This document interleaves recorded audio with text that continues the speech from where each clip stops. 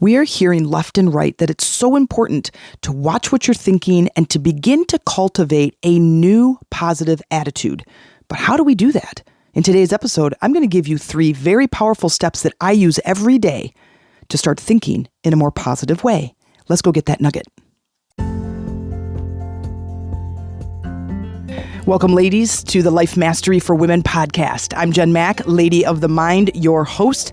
This is where we go to learn to master our life one nugget at a time. Hey, ladies, it's Jen Mack, Lady of the Mind. Welcome to today's episode where I hope I am finding you the master of your mind and cultivating the art of positive thinking. In today's episode, we're going to talk about how we begin to really start shifting our thinking from a negative mindset into something more positive. Because we understand now that our positive thinking begins to shift our outside experience. So if you're not enjoying your outside experience, then this is where we begin. We start to cultivate a new seed in the garden of life. If we're planting green peppers, we can't expect bananas to grow. We have to plant the seeds of what it is that we want to see. We want to get in this space where my mind is the beginning of my journey. And in my mind is where I have to start shifting to start bringing about more positive change. So today, it's important to kind of sit back and let this wash over you, because some of it might make you feel like you got to be joking me, like that's it. And because I have done it, because for the last 25, probably almost 30 years, no, probably 25 years, as I have been shifting from this really terrible negative mindset to a positive mindset, I see shifts happen all the time. And I want you to be able to do that no matter where you are in your life. You might not be a negative person, but as we elevate and as we begin to expand in our spiritual growth and development, we're always going to be hitting ceilings, always. And in order to open those ceilings up to get to the next level, we have to start looking at the inside and start cultivating and mastering our positive thinking. So why do we want to do this? Well, it's going to shift your world. It's going to begin to create this limitless life that I know that we have. And because we're in this human existence, that is the limit, it is in our mind that we can begin to move up in our frequency and in our vibrational state that then starts to shift the physical world, and our experiences begin to change and our life becomes magical. Because it's in those outside experiences that as we are tuning into a higher vibration, things start showing up that we never would have expected. New opportunities, synchronicities, possibilities, right? And in order for that to happen, we have to elevate our thinking. Now, who is this for? This is for literally anyone who is ready to move up a level. It doesn't matter what topic, what category in your life you're trying to move up to. It really is about, I'm ready to go to the next level, which is probably everybody on the planet. But not everybody is ready to take the reins. Not everybody is ready to step fully and embody that newer, better version of yourself that is ready to move and ready to launch. Some of you aren't even at the cliff yet. Like you haven't recognized that it is up to you to change your world and to change your life and to improve anything in your life that you want.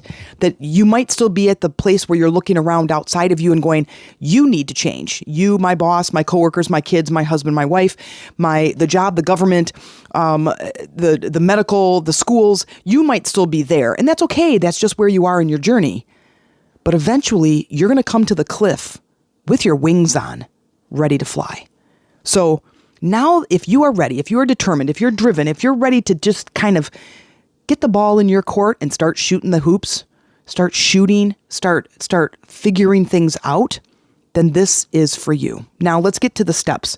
The very first one is the biggest piece, but it's going to have the most impact in your life. And I talk about it all the time, but it's really important to start bringing your attention and your awareness inward and becoming self-aware.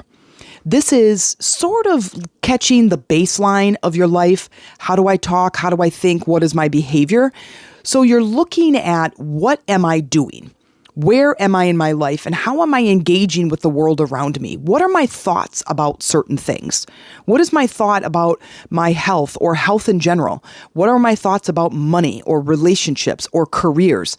Those thoughts are your thoughts. Because as Shakespeare said, there is no positive or negative. It is only your opinion of the thing that makes it. And so when I look at something and I give an opinion to it, it's a positive or a negative opinion. Sometimes it's neutral, but neutrality is really the key to being curious and to allowing things to start unfolding. But I can't be curious if my opinion is so strong about something that it is stuck and it is holding me back. So becoming aware first of your thoughts. And when they say that, I don't mean literally sitting and thinking all day and trying to catch all the 60 or 70 or 90,000 thoughts you have a day, but it is about just the general overview and of the topics that you enjoy in your life. What is your general opinion? Is it a positive or negative or neutral about your kids or your spouse or all of your relationships in general? What is your general opinion about money? What about jobs and careers? What about your boss and coworkers? These are all things that you can begin to just sit back and look at and just open up yourself to, what is the baseline of my thinking? Let's start there. And then go a little bit deeper. What are my top 3 emotional states that I have on any given day? Now, I go by 3 because generally there's a level of variation between our emotions throughout the day, but we really could pick about our top 3. Are you generally more frustrated, irritated, and angry? Well, then you can assume that most of your thinking needs to be upgraded. But if you're generally joyful, happy, and optimistic, well, then I would say we just start to improve and elevate your thinking to a higher state. But if you take those 3 emotions and you give them each a percentage, 33 or 34%, that equals 100% of your average day. Now, in 100% of your average day, your thinking is either positive or negative. So if you have 2 of those emotional states that are negative and one of them is positive, you can see that you are creating more negativity because you're kinking the hose. That's what's showing up outside in your experience. Well, if you want any one of those to change, well, you have to change. And it's kind of, people say that's the hardest part. I find it to be hard because you have to wake up and you have to become aware. But really, it becomes fun because you're in the driver's seat. And if you want to turn left, well, geez, you turn left. You don't have to wait for someone else to help you turn left, right? You don't have to ask your boss or your husband or your mother if I should turn left or having them turn the car left. You decide. And I love that about learning these tools and tactics, because then I get to decide. Now, if you're not much of a decision maker, that's okay, because eventually, as you step into this power and become empowered in your life, and you start asking a few more questions and your awareness starts to open, you will start to decide what direction you want to go in. And you can make it really simple. It's not what do you want in your life. You can ask yourself 1 or 2 questions. Do I want this or that? And it just becomes a little bit easier as you go along, as you become more confident.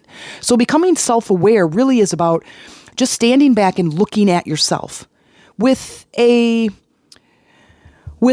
kind of a fine-tooth comb, but really in this neutral attitude. And just standing back, not a judgment, like, oh my gosh, no wonder, I'm playing the victim role and I'm so negative and I'm blaming everybody. Well, no wonder my life is crap. You don't have to look at it that way. You just go, yeah, but I want to change that. I do have a victim mentality, but I want it to be different. I do blame my husband or my wife for a lot of things, but I want it to be different. I want to be in charge.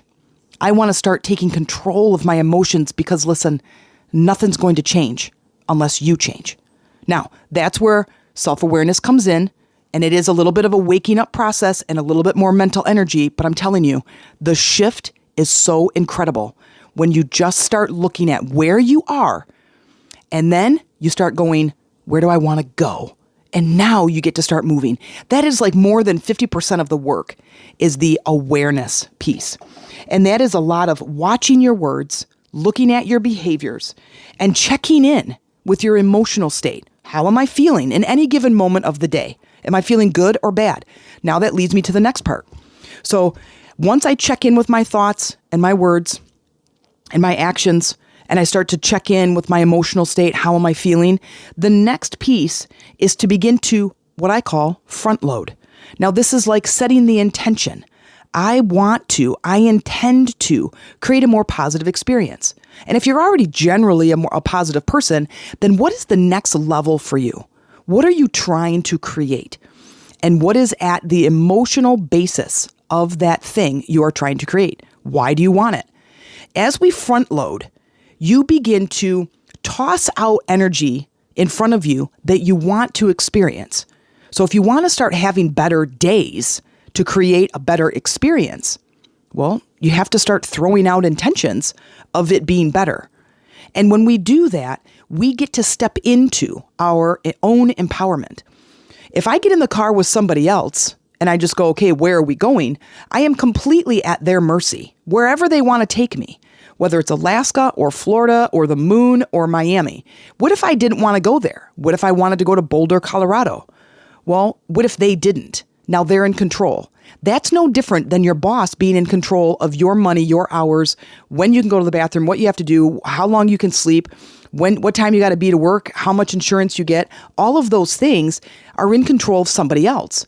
But when I set a different intention, I now am allowing new opportunities to come my way.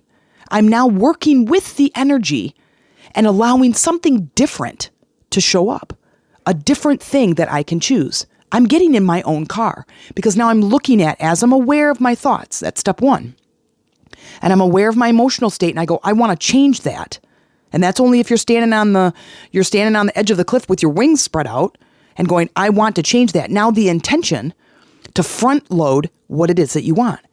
And you begin to shift your energy in a more positive state.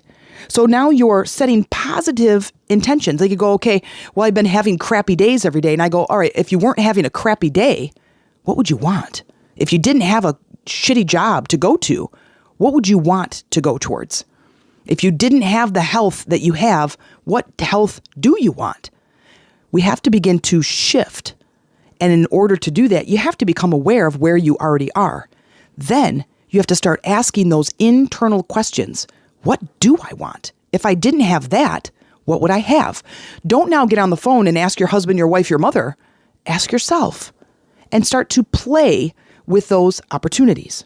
The last one, and this is the most important, and it's like the last tail end that really begins to give you some momentum. The first one, self-awareness, really opens the doors and allows you to see yourself for who you are. And allows you to ask yourself those questions. Where am I at and where am I going? Front loading, step 2, is about where do I want to go and starting to get in the driver's seat and you decide where you're going. Now, the last piece is about the speed in which you go. Because we can set the intention all day long, but if then as soon as you set the intention, you go back to your negative thinking and your negative ways, feeling another negative emotion, then you're not really going very fast. And then you're going to look at me and go, this doesn't work. And I'm going, it does work, but you need all 3 steps. The third step is self-encouragement. The best advice I ever got, and I think I got it from a book years and years and years ago, is to become your own best friend. You are going to spend the rest of your life with you 24/7, 365. Every single second of the day, you are with you. If you're not using encouraging words, where are you getting those words from?